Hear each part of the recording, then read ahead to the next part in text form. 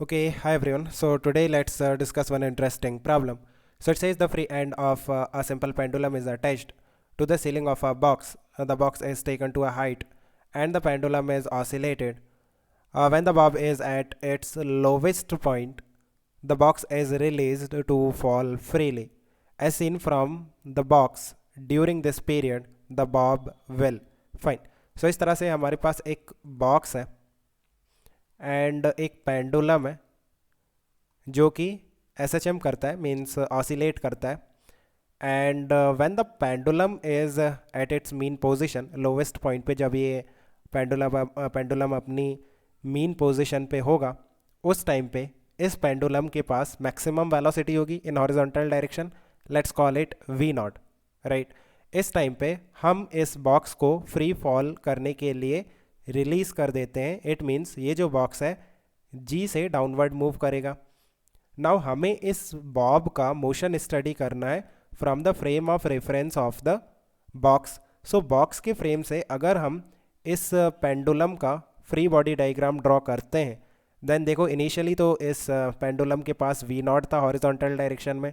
Then ये कुछ आगे मूव कर जाएगा. लेट्स से किसी जनरल एंगल थीटा पे अगर हम फ्री बॉडी डायग्राम ड्रॉ करते हैं, व्हाट हैपन्स, किसी एंगल थीटा पे अगर मैं फ्री बॉडी डायग्राम ड्रॉ करता हूँ, देन एक तो टेंशन लगेगा directly towards the centre, right, radial direction में. एक एम लगेगा, ग्रेविटेशनल फोर्स ऑफ अट्रैक्शन.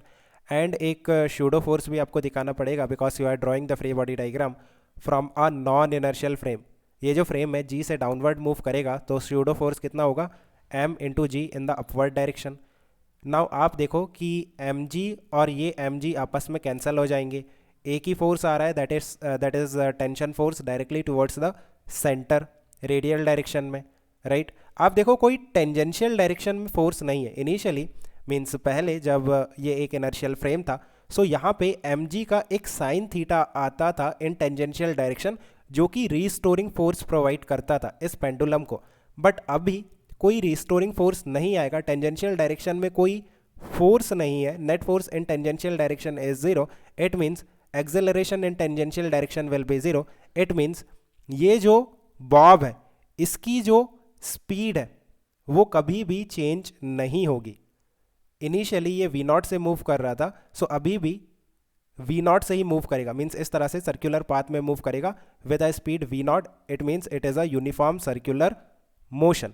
और ये जो टेंशन है ये रेडियल डायरेक्शन में, सो ये टेंशन क्या करेगा, इसे सेंट्रीपिटल एक्सेलरेशन प्रोवाइड करेगा, राइट. कितना होगा ये tension, that is centripetal force, that is M into V not square divided by length of the pendulum, right. Tangential direction में जो एक्सेलरेशन होता है that is rate of change of speed. अगर ये जीरो है it means rate of change of speed will be zero.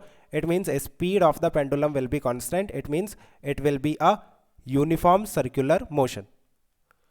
So I think you have understood. Let me know if you still have any confusion. Okay guys, keep working hard. Best of luck. Bye.